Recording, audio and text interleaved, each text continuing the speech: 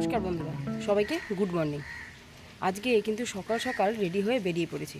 কোথায় বেরিয়ে পড়েছি সেটা বলবো, তবে আজকে হচ্ছে বিপত্তারিণী পুজো, তাই জন্য আজকে একটা টার্গেট করেছি। ওই যে মাকে নিয়ে যাচ্ছি পুজো দিতে, অনেকটা সকাল সকাল, দেখা যাক কতটা তাড়াতাড়ি হয়। তাই কোথায় যাচ্ছি, আজকে সারাদিন কি করব সমস্ত কিছুই বলবো। তাহলে ব্লগটা শুরু করার আগে, আমি হলাম রেশমা আর আপনারা দেখছেন আমার channel tech time with Reshma. তাহলে চলুন ব্লগটাকে শুরু করা যাক আর দেখা যাক আজকে টার্গেটগুলো কতটা কমপ্লিট করতে পারি।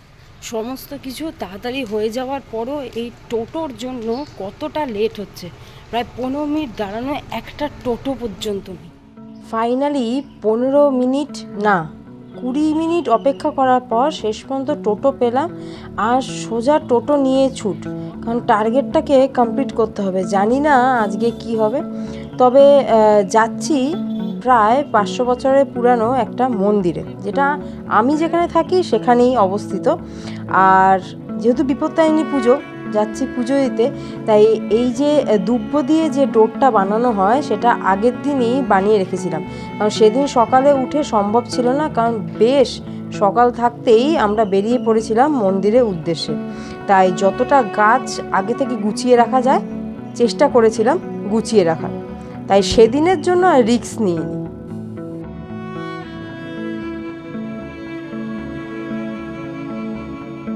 আসলে ধীরে সুস্থে কাজ করলে প্রত্যেকটা কাজই ঠিকঠাক হয়, তবে প্রত্যেকবারই আমার গুনতিতে ভুল হয় এবং একবার না দুবার করে আমায় খুলে আবার গুনতে হয় এইগুলোকে। যাই হোক, এবারও সেটার অন্যথা হয়নি, যথারীতি এবারও সেই ঘটনাটা ঘটেছিল।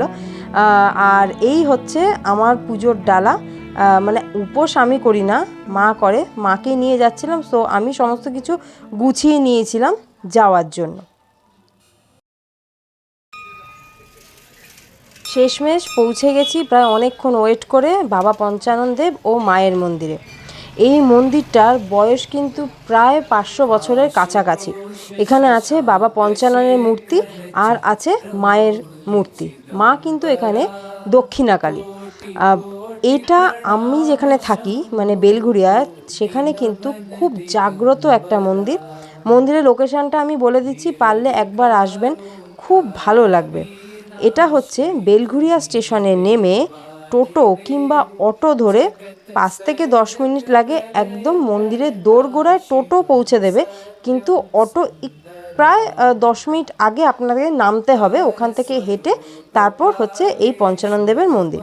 আর যে টার্গেটটার কথা বলেছিলাম এই ভিড় এড়ানো, সেটা পারিনি, সেই ভিড়ের মধ্যেই পড়তে হয়েছে এবং এর জন্য সম্পূর্ণ দায়ী টোটো।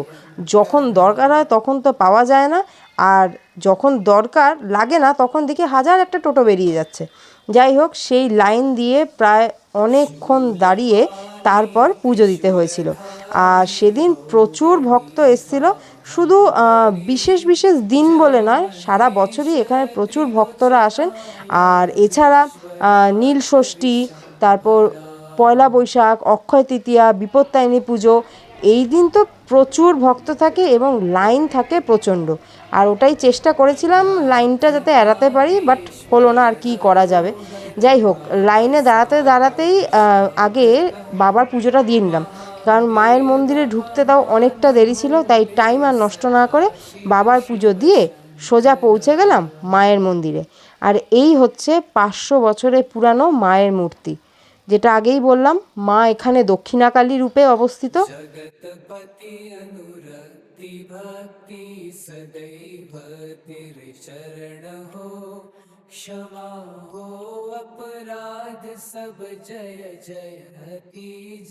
মায়ের সামনেই রয়েছে মঙ্গল ঘট, আর তার সামনেই রয়েছে গণেশ, গোপাল আর নারায়ণ। আর বললাম যেটা প্রচণ্ড ভিড় হয়েছিল, ভিড় এখানেও দেখতে পাচ্ছেন। তো ওনাদের এই সিস্টেমটা খুব ভালো করেছিল যে 10 জন 10 জন করে যারা পুজো দেবেন, ওনাদের ভালোভাবে পুজো দিয়ে আবার পরের 10 জনকে মন্দিরের ভেতরে ঢোকাবেন।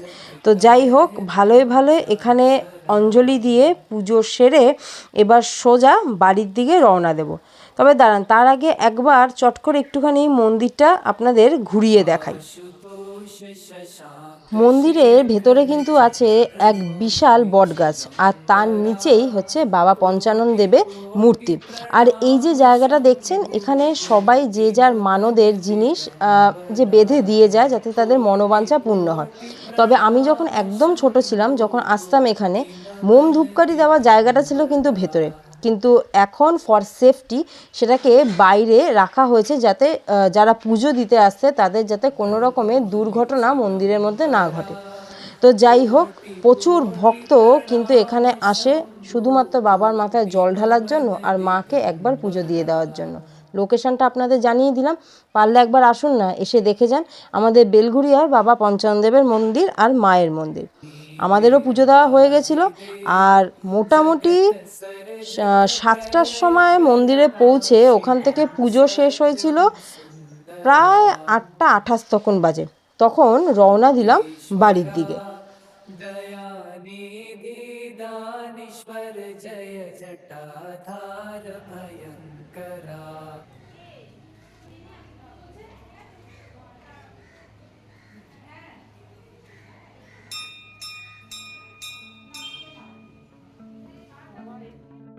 আর এই যে প্রত্যেক বছর এই জিনিসটাই হাতে বাঁধার জন্য ওয়েট করে থাকি, আর যার জন্য আগের দিন থেকে এত তোড়জোড়, আর এই সকাল সকাল গিয়ে পুজো দেওয়া, যাতে ভালোই ভালোই পুজোটা মিটিয়ে বাড়িতে চলে আসতে পারি।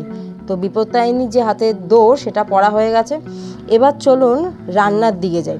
আসলে আজকে রান্না বান্না তেমন কিছুই ছিল না, আমি একটুখানি কুড়ে টাইপের, তো আসলে আমার মায়ের আজকে কোনো রকম মানে যারা বিপত্তারিণী পুজো উপোস করে শুনেছি তাদের নাকি চাল খেতে নেই। সো আমার মাও আজকে সারাদিন চালের কিছু খাবে না, আমিও আজকে ওই জন্য ভাত টাত কিছু খাবো না, মানে একদিন একটু ড্রপ করলাম, এটাই যা। তাই এটা যেটা করছি রাতের রান্না, কারণ বিপত্তারিণী পুজোয় নাকি 13টা লুচি খেতে হয়, তো ওটার জন্যই ছোলার ডালটাকে রেডি করে নিচ্ছিলাম, যাতে রাতের বেলায় আর খুব একটা কাজ না থাকে, কারণ রাতের বেলায় অলরেডি এক জায়গায় যাওয়া আছে, প্লাস 13টা লুচি করা। সো কাজ যতটা এগিয়ে রাখা যায় ততটাই মঙ্গল। আর দেখুন, আপনাদের সাথে কথা বলতে বলতে ছোলার ডালটাও কিন্তু রেডি হয়ে গেল। ছবি তোলাটা যেহেতু আমার একটা নেশার মধ্যে পড়ে, রান্না করতে করতে হঠাৎ করে দেখি বাইরে আকাশটা এত সুন্দর। সত্যি কথা, ওয়েদারটা যদিও বর্ষা, কিন্তু আকাশ কিন্তু জানান দিচ্ছে শরতের, মানে মা আসছে আর কটা দিনের অপেক্ষায়। তাই চট করে গিয়ে একবার ছাদে এই ভিডিওটা তুললাম, আর বেশ কয়েকটা আকাশের ছবিও তুলে রাখলাম। ওটা আমার অভ্যেসের মধ্যেই পড়ে, হাজারবার দেখলেও যাতে আমার মন না ভরে, প্রত্যেক বাড়ি গিয়ে আমি এরকম ছবি তুলতে থাকি, সে রোদ হোক আর যাই হোক। আর দুপুরে খাওয়ার মধ্যে ছিল হচ্ছে আজকে আম টাম দিয়ে বেশ দারুণ করে সাবু মাখা। সকালেই সাবুটাকে ভিজিয়ে রেখেছিলাম, নাহলে এত তাড়াতাড়ি তো সাবু ভেজার কথা না। আর এই যে আমটা দেখছেন, এটা যে মন্দিরে গেছিলাম ওখান থেকে প্রসাদ দিয়েছিল। তো একদিন ভাতটাকে একটু দূরে সরিয়ে রেখে এই ধরনের লাঞ্চ কিন্তু বেশ ভালোই লাগে, মানে কি পরের দিনে ভাত খাওয়ার এনার্জিটা বাড়ে। এটা যা কন্টিনিউ একটা খাবার খেতে আমাদের কারোরই খুব একটা ভালো লাগে না, তাই এরকম ধরনের মাঝে মাঝে ভাতটাকে স্কিপ করে গিয়ে অন্য কিছু দিয়ে লাঞ্চ করলে, ওই যে বললাম, পরের দিনে ভাত খাওয়ার এনার্জিটা আরও বেশি বেড়ে যায়। যাই হোক, মাখাটা কিন্তু খুব ভালো হয়েছিল, কারণ আমি নিজে মেখেছিলাম বলে বলছি না, সেটা না, সত্যিই বেশ মাখাটা ভালো হয়েছিল।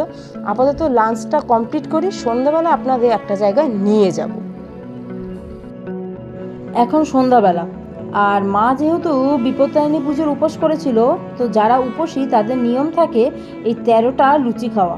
সত্যি খুব টাফ কাজ এটা, কিন্তু চেষ্টা করি যতটা পারি পাতলা করার। আসলে আপনাদের বলেছিলাম না সন্ধ্যাবেলা এক জায়গায় নিয়ে যাব, তো তার আগে এই কাজটা সেরে যাচ্ছি, কারণ ওখানে গেলে আসতে বেশ অনেকটা দেরি হবে। তো দেখা যাক, কোনো বছরই ঠিকঠাক করে কমেন্টসটা পাই না। প্রত্যেক বছর ছোট এবং পাতলা করার পরেও শুনতে হয় না এটা একটু বড় হয়ে গেছে। আসলে সত্যি 13টা লুচি খাওয়া ওইভাবে সত্যি এই গরমের মধ্যে খুব কষ্টকর, কিন্তু ওই যে নিয়মটা তো মানতে হবে। তাই চেষ্টা করছিলাম যে যতটা পাতলা পারা যায় করতে। আপনারাই কিন্তু দেখতে পারলেন যে লুচি বেলার পর সেটাকে বেলনি থেকে তুলতে ঠিক কতটা অসুবিধা হচ্ছে। দেখা যাক এবার মায়ের কমেন্টসটা কী হয়। দাঁড়ান, 13টা লুচি বেলা হয়েও গেছে, এবার ফটাফট একটুখানি ভেজে নিই, তারপর মায়ের কমেন্টসটা নিয়ে আপনাদের বলছি। ব্যাস 13টা লুচি বেলা কমপ্লিট। এবার শুধু ফটাফট ভাজার পালা। বেশ ফুলকো ফুলকো লুচিগুলো কিন্তু হচ্ছে। হ্যাঁ, মানে ওই 13টার মধ্যে প্রথম 11টাকে একদম ঠিকঠাকভাবে ফুলাতে পেরেছিলাম, পাম দিয়ে নয়, গরম তেলে দিয়ে। কিন্তু লাস্ট দুটো একটুখানি গন্ডগোল হয়ে গেছিলো, ওই দুটো আর ফোলাতে পারিনি। ওই দুটো বেশ মা খেয়ে বলেছিল ওটা বেশ পাপড়ি পাপড়ি লাগছিল খেতে, মানে এতটা আসলে ময়াম দিয়েছিলাম, বেশ কুড়মুড়ে কুড়মুড়ে খেতে হয়েছিল। আর এই হলো মায়ের খাবারের থালা, 13টা লুচি আর সকালে যে ডালটা করে রেখেছিলাম সেটা। আর অ্যাজ ইউজুয়াল প্রত্যেক বছরের মতন এ বছরেও যেটা কমেন্টস পেলাম, লুচিগুলো এবারও বড় হয়েছে, আরও একটু ছোট করলে পারতিস। ওদিকে খাবার দাবারের ব্যবস্থা পুরোটা কমপ্লিট করে আপনাদের সকালেই কথা দিয়েছিলাম এক জায়গায় নিয়ে যাব। হ্যাঁ, এই হচ্ছে সেই বিপত্তারিণী পুজোয়। সকালে আপনাদের দেখিয়েছিলাম কালী রূপে মা বিপত্তারিণী, আর ইনি হচ্ছেন মা দুর্গা রূপে বিপত্তারিণী। আসলে কালী হোক কি দুর্গা, সবাই তো মাই, আর মা তো আমাদের সবসময় বিপদ থেকে রক্ষা করে। এখানে আসার আরও একটা কারণ হচ্ছে এখানে যে আরতিটা হয়, সন্ধ্যা আরতি, এক কথা অপূর্ব। আপনাদের জন্য যতটা পারলাম সেই ভিডিওটা তুলে ধরার চেষ্টা করলাম। দেখুন, একটা আলাদাই কিন্তু ফিলিং হবে, একটা আলাদাই ভাইব চলে আসবে পুরো ভিডিওটার মধ্যে।